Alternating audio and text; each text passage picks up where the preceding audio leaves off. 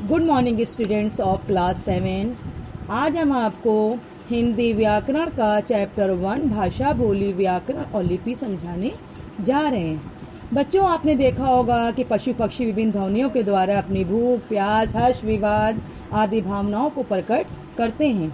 मनुष्य भी अपने मुंह से तरह तरह की ध्वनियाँ निकालता है, लेकिन इन ध्वनियों को हम भाषा नहीं कह सकते, क्योंकि भाषा से अभिप्राय मुंह से निकली वो ध्वनियाँ हैं जिनका अर्थ होता है।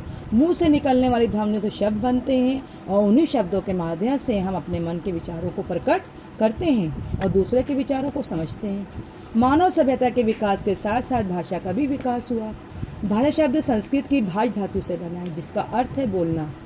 आरंभ में भाषा बोलचाल के लिए प्रयोग की गई, परंतु इसके लिखित रूप का बाद में विकास हुआ।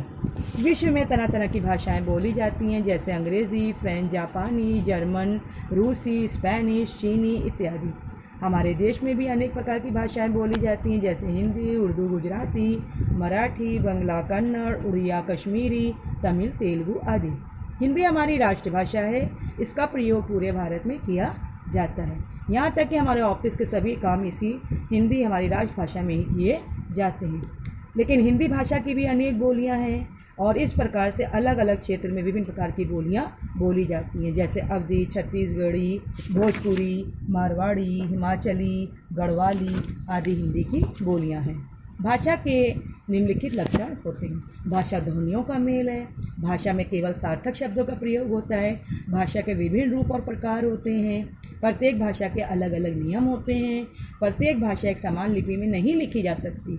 भाषा केवल मनुष्यों के द्वारा प्रयोग की जाती है। भाषा के यूँ तो 3 रूप माने जाते हैं: मौखिक भाषा, लिखित भाषा और सांकेतिक भाषा। लेकिन अब व्याकरण में सांकेतिक भाषा को स्थान नहीं दिया गया है। हम जब बोलकर अपने मन के विचारों को प्रकट करते हैं तो उसे भाषा का मौखिक रूप कहते हैं। भाषा का यह रूप सर्वाधिक और सर्वव्यापक होता है। बातचीत, भाषण, वाद विवाद आदि भाषा के मौखिक रूप होते हैं। लिखित भाषा, जब हम लिखकर अपने विचारों को प्रकट करते हैं तो उसे भाषा का लिखित रूप कहते हैं। और हम इस प्रकार से पुस्तक, बोर्ड, समाचार पत्र, विज्ञापन, तार पत्र आदि में लिखित सामग्री भाषा का प्रयोग करते हैं। लिपि, प्रत्येक भाषा में प्रयोग की गई ध्वनियों के लिए कुछ चिन्ह बनाए जाते हैं। उनकी सहायता से मौखिक भाषा को लिखित रूप प्रदान किया जाता है। ये चिन्ह लिखने की विधि लिपि कहलाती है। भाषा की ध्वनियों को लिखकर प्रकट करने की विधि लिपि कहलाती है। प्रत्येक भाषा की अपनी एक लिपि होती है।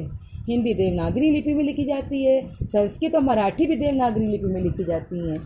इसी प्रकार से उर्दू की फ़ारसी, पंजाबी की गुरुमुखी, चीनी की चीनी, अंग्रेज़ी की रोमन और फ्रांसीसी की रोमन और जापानी की जापानी लिपि प्रयोग में लाई जाती है।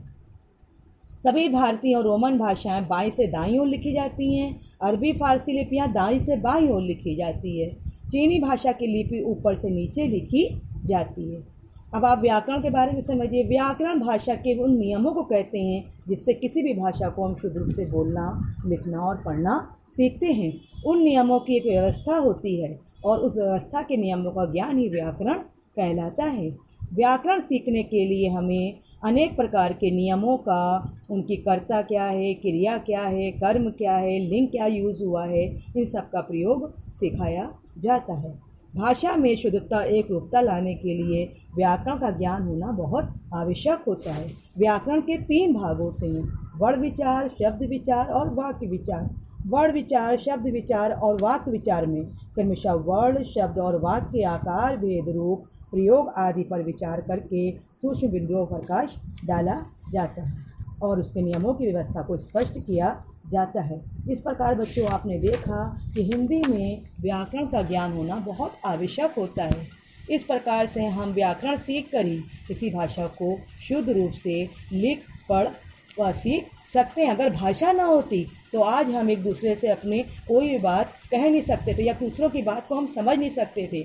हम एकांत में ही रहते, जानवरों की तरह हम अपने जीवन गुजार रहे होते। इस प्रकार से हमें भाषा का ज्ञान होना बहुत आवश्यक है।